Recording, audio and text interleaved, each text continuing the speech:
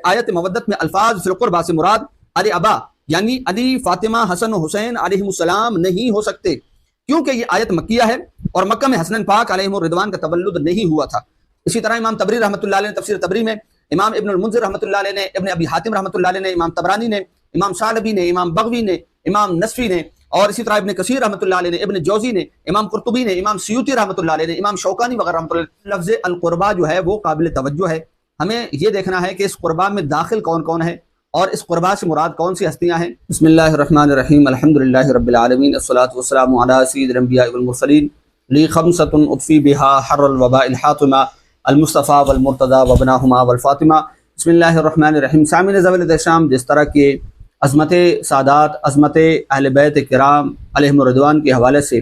ہم نے اس 10 محرم الحرام میں عظمت شان اہل بیت کے حوالے سے ایک سیریز کا انعقاد کیا تھا، الحمدللہ اس میں کافی سارے بیانات ہمارے اس سے پہلے ہو چکے ہیں۔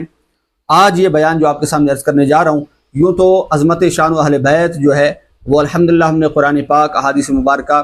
اور صحابہ کرام رضوان اللہ تعالیٰ علیہم اجمعین کی فرامین مقدسات، ائمہ اربعہ کی زندگیوں میں اہل بیت کرام کس طرح، یوں سمجھے کہ جو ائمہ اربعہ تھے وہ اپنی زندگیوں میں کس طرح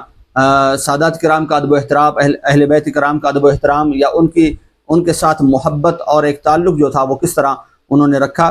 وہ ساری باتیں ہم نے آپ کے سامنے عرض کر دی ہیں۔ آج ایک وہ آیت مقدسہ جسے آیت مودت کہا جاتا ہے،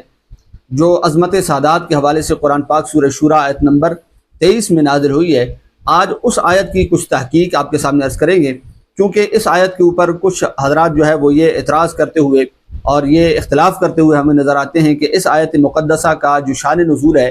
وہ مکہ شریف میں ہے، اور جبکہ حسنین کریمین جو ہیں رضی اللہ تعالیٰ عنہما وہ مدینہ شریف میں ان کا تولد ہوا، ان کی ولادت ہوئی۔ پھر یہ کیسے ممکن ہے کہ جو مکی صورت ہے وہ مدینہ والوں کے لیے اور خاص کر حضرات حسنین کریمین رضی اللہ تعالیٰ عنہما کے لیے وہ صادق آتی ہو اور پوری ہوتی ہو؟ وہ آیت مقدسہ کیا ہے کہ اللہ تعالیٰ نے اپنے پیارے محبوب علیہ الصلوۃ والسلام سے فرمایا کہ قل لا اسألکم علیہ اجرا الا المودۃ فی القربہ، اے محبوب آپ فرما دیجئے کہ میں تم سے کوئی اجرت، کوئی معاوضہ تبلیغ دین کے اوپر، تبلیغ رسالت کے اوپر کوئی معاوضہ، کوئی اجرت طلب نہیں کرتا، الا المودۃ فی القربہ، سوائے اس کے کہ میرے قرابت داروں سے مودت اور عقیدت اور محبت کا معاملہ کرو۔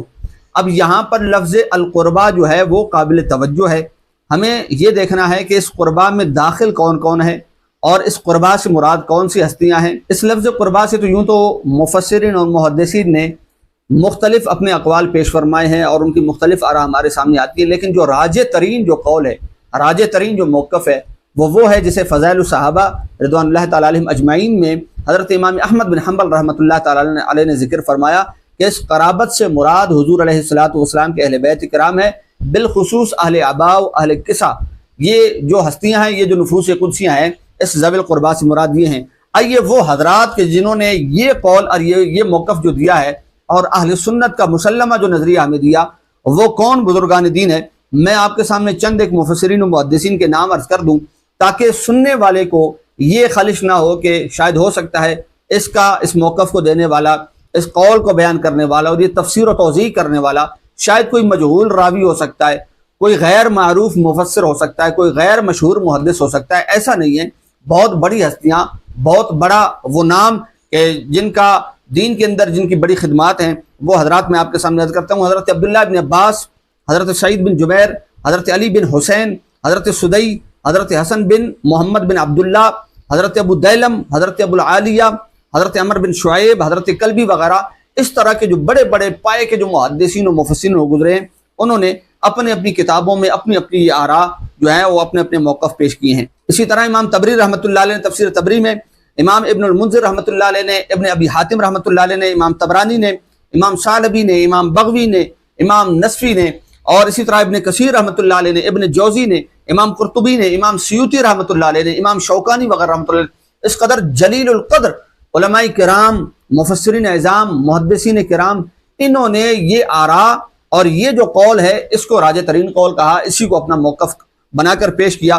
اب دیکھیے ایک اعتراض جو میں نے آپ کے سامنے ابتداءً عرض کیا، وہ اعتراض یہ ہوتا ہے کہ اس آیت کا شان نزول جو ہے وہ مکہ ہے، مکی ہے، یعنی یہ آیت مکہ شریف میں نازل ہوئی۔ اب حضرات حسنین کریمین رضی اللہ تعالیٰ عنہما، اگر آپ ذوی القربہ سے مراد اہل عبا کو لیتے ہیں، اہل قصہ کو لیتے ہیں، جن میں کہ حضور علیہ الصلوۃ والسلام کے علاوہ 4 تن پاک یعنی حضرت مولا علی، حضرت خاتون جنت سلام اللہ علیہ وعلی ابیہا اور حضرات حسنین کریمین رضی اللہ تعالیٰ عنہما کی نفوس قدسیہ ہیں۔ تو پھر یہ سائل کا، یہ معترض کا یہ اعتراض بنتا ہے کہ یہ کیسے ممکن ہے کہ وہ اشخاص یا وہ حضرات، وہ نفوس قدسیہ جو ابھی اس کائنات میں معرض وجود میں آئی ہی نہیں ہے، ابھی ان کا تولد ہی نہیں ہوا، ان کی ولادت باسعادت ہی نہیں ہوئی ہے، پھر چہ جائے کہ اللہ تعالیٰ ان کی محبت کا یا ان کی مودت کا اللہ تعالیٰ نے پہلے سے ہی قرآن پاک کے اندر حکم فرما دیا ہو، یہ کس طرح ممکن ہے؟ اب یہ اعتراض جب ہمارے سامنے آیا تو اس میں آپ یہ ذہن میں رکھیے کہ سب سے پہلے حضرت عبداللہ ابن عباس رضی اللہ تعالیٰ عنہ اور حضرت قتادہ رضی اللہ تعالیٰ عنہ، ان دونوں کا موقف میں آپ کے سامنے عرض کر دوں۔ یہ فرماتے ہیں کہ یہ سورت اگرچہ مکی ہے، سورت الشورى مکہ میں نازل ہوئی ہے، سورت الشورى کی مکہ میں نازل ہونے میں کوئی دو رائے نہیں ہے، لیکن فرمایا کہ اس کی 4 آیات ایسی ہیں جو کہ مدینہ شریف میں نازل ہوئی ہیں۔ آپ فرماتے ہیں کہ هذه السورة مکیۃ ولكن قال ابن عباس وقتادہ 4 آیات منها انزلت بالمدینہ۔ فرماتے ہیں کہ یہ سورت الشورى مکہ میں نازل ہوئی، لیکن اس کی 4 آیات ایسی ہیں جو کہ مدینہ شریف میں نازل ہوئی ہیں، اور ان میں سے ایک آیت یہ ہے کہ قل لا اسألکم علیہ اجرا الا المودۃ فی القربى۔ اب یہ روایت جو ہے حضرت ماوردی رحمۃ اللہ علیہ نے النکت والعیون میں بیان فرمائی ہے، اور امام قرطبی رحمۃ اللہ علیہ نے الجامع لاحکام القرآن کے اندر آپ نے اس کو بیان فرمایا ہے۔ اب آئیے تصفیہ ما بین سنی و شیعہ، اس میں پیر مہر علی شاہ صاحب رحمۃ اللہ علیہ نے جو اس مودت کو ذکر فرما کر اس پہ جو اعتراضات ہوتے تھے ان کے جو جوابات پیش فرمائے ہیں ان سے بھی ہم سن لیتے ہیں۔ آپ فرماتے ہیں کہ یہاں پر یہ اعتراض کیا جاتا ہے کہ آیت مودت میں الفاظ فی القربہ سے مراد علی ابا یعنی علی، فاطمہ، حسن و حسین علیہم السلام نہیں ہو سکتے، کیونکہ یہ آیت مکیہ ہے اور مکہ میں حسنین پاک علیہم الرضوان کا تولد نہیں ہوا تھا، اور روایت نزول بالمدینہ جو ہے وہ ضعیف ہے۔ اچھا، ایک روایت جو ہمیں مدینہ شریف میں نزول کی جو ملتی ہے، یہ معترض کا اعتراض ہے کہ وہ جو شان نزول والا جو واقعہ ہے وہ انتہائی ضعیف ہے۔ اب حضرت پیر مہر علی شاہ صاحب تاجدار گولڑہ رحمۃ اللہ علیہ اس کا پہلا جواب فرماتے ہیں، آپ فرماتے ہیں کہ آیت کا نزول اگرچہ مکہ ہی میں ہو، مگر چونکہ قربا اور قرابت بآں حضرت صلی اللہ تعالی علیہ وآلہ وسلم کا معنی آل ابا علیہم السلام میں بے ابلغ الوجوہ پایا جاتا ہے، چونکہ لفظ آیا ہے قرآن پاک میں اور آیت مقدسہ میں وہ قربا کا معنی ہے تعلق دار، معنی ہے رشتہ دار، معنی ہے قرابت دار۔ اب چونکہ حضرات حسنین کریمین رضی اللہ تعالیٰ عنہما اگرچہ مکہ میں آپ ان کی ابھی تک ولادت نہیں ہوئی تھی، لیکن باعتبار قرابت کے، باعتبار رشتہ داری کے، باعتبار قرب کے یہ حضور علیہ الصلوۃ والسلام کے بہت زیادہ قریب ہیں، تو لہٰذا یہ اسی آیت کے تحت داخل ہوتے ہیں۔ اس لیے ان حضرات علیہ السلام کا مراد ہونا بطریق اولا ہوگا بنسبت ان اقارب کے جو مکہ میں بروقت نزول آیت موجود تھے۔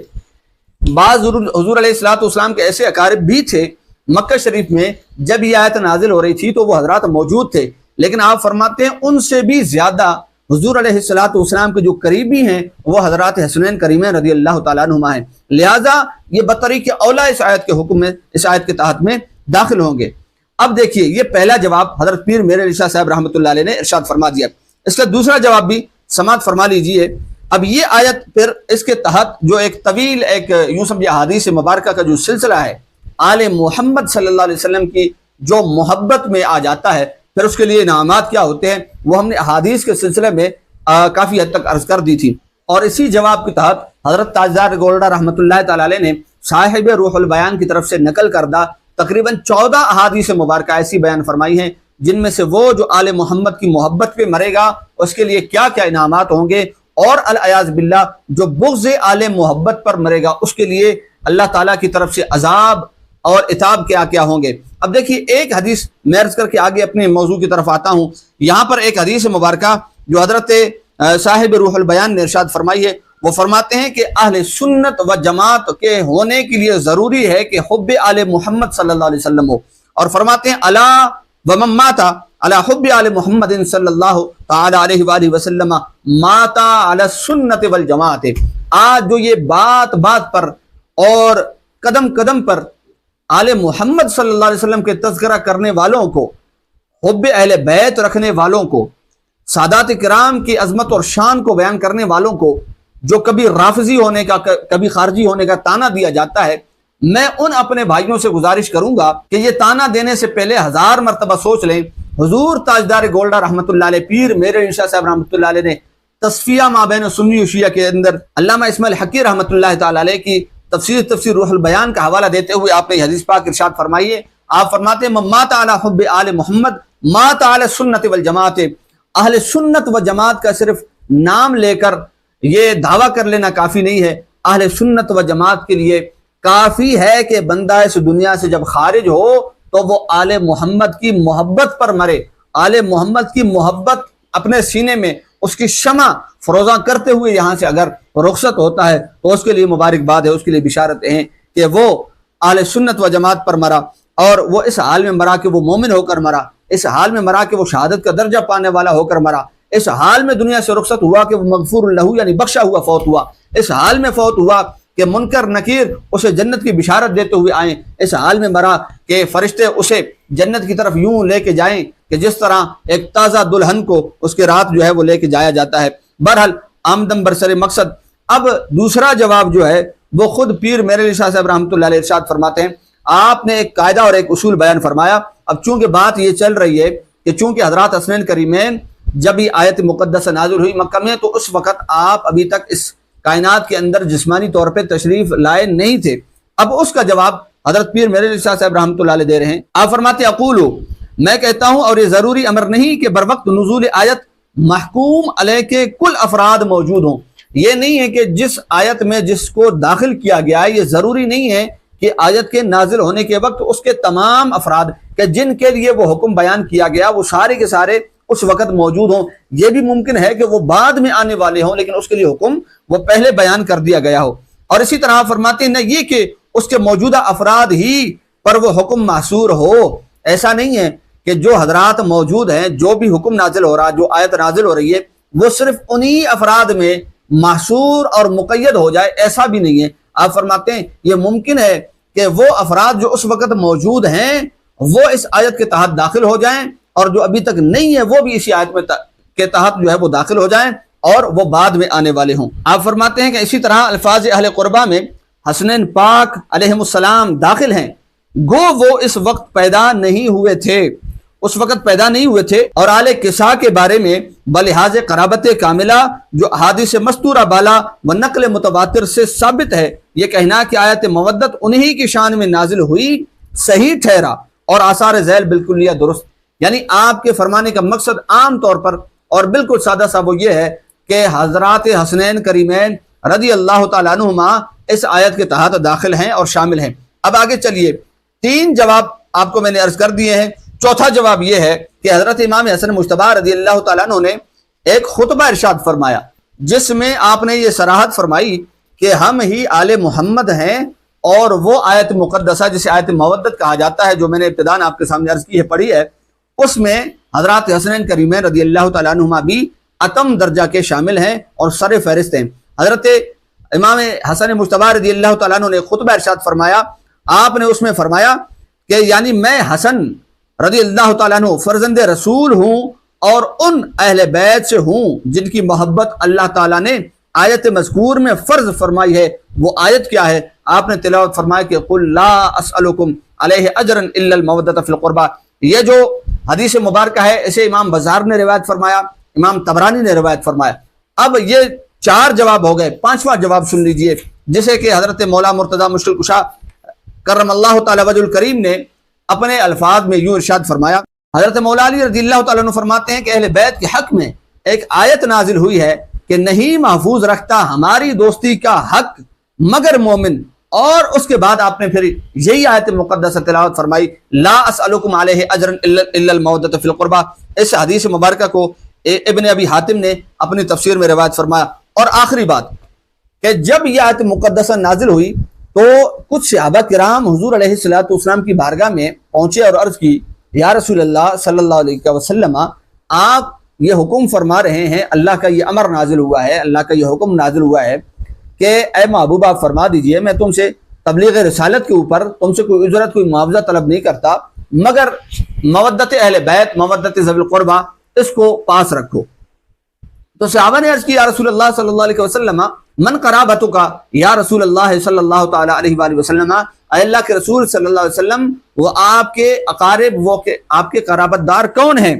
ہؤلاء الذین وجبت علینا مودتہم، کہ وہ جن کی مودت ہمارے اوپر فرض کر دی گئی، آخر وہ کون ہیں؟ آپ ان کی تشخیص فرما دیں، آپ ان کی نشاندہی فرما دیں۔ تو اللہ کے رسول علیہ الصلوۃ والسلام نے فرمایا، قال، یعنی اللہ کے رسول علیہ الصلوۃ والسلام نے فرمایا، علی و فاطمۃ و ابناہما، یعنی حضرت مولا علی، حضرت فاطمہ الزہراء، حضرات حسنین کریمین رضی اللہ تعالی عنہما۔ اب اسی حدیث کے مفہوم کی جو دیگر احادیث مختلف الفاظ کے ساتھ، مختلف طرق کے ساتھ جو روایت کی گئی ہیں، میں حوالے آپ کے سامنے عرض کرتا چلوں تاکہ کسی کے دل میں رائی کے دانے کے برابر بھی یہ خلش نہ رہے کہ آیا یہ حدیث واقعتاً درست ہے، یہ حدیث صحت کے درجے کو پہنچتی ہے، یہ حدیث تواتر کے درجے کو پہنچتی ہے کہ نہیں پہنچتی ہے، اسے کس نے بیان کیا، کس نے بیان نہیں کیا۔ تو میں آپ کے سامنے عرض کرتا چلوں، آپ صرف نام دیکھیے کہ کس قدر پائے کے اور درجے کے نام ہیں۔ امام قرطبی رحمۃ اللہ تعالی علیہ نے اس حدیث مبارکہ کو جامع احکام القرآن میں بیان فرمایا، امام بغوی نے معالم التنزیل میں بیان فرمایا، ابن حجر مکی رحمۃ اللہ علیہ نے سوائق محرکہ میں بیان فرمایا، امام نصفی رحمۃ اللہ تعالی علیہ نے مدارک التنزیل میں اس کو ارشاد فرمایا، ابو حیان اندلسی رحمۃ اللہ علیہ نے البحر المحیط میں ذکر فرمایا، ابو حفص الحنبلی رحمۃ اللہ علیہ نے اللباب فی علوم الکتاب میں ارشاد فرمایا، امام بکائی رحمۃ اللہ علیہ نے نظم الدرر فی تناسب الآیات والسور کے اندر ارشاد فرمایا، امام حیثیری رحمۃ اللہ علیہ نے مجمع الزوائد میں ذکر فرمایا، امام زمخشری رحمۃ اللہ علیہ نے تفسیر کشاف میں، اسی طرح ابن حجر اسقلانی رحمۃ اللہ علیہ نے کافی الکشاف فی تخریج احادیث الکشاف میں بیان فرمایا، امام سیوطی رحمۃ اللہ علیہ نے 3 کتابوں کا حوالہ آپ کے سامنے عرض کر رہا ہوں، نمبر 1 الاکلیل، نمبر 2 احیاء البیت، وہ جو احادیث والی جو ہماری ایک سیریز میں ایک ایپیسوڈ تھا جو بیان تھا، اس میں زیادہ تر احادیث ہم نے احیاء المیت جو حضرت امام جلال الدین سیوطی رحمۃ اللہ تعالی علیہ جو مجدد وقت ہیں ان کے اس کتاب سے ہم نے آپ کے سامنے عرض کی تھی۔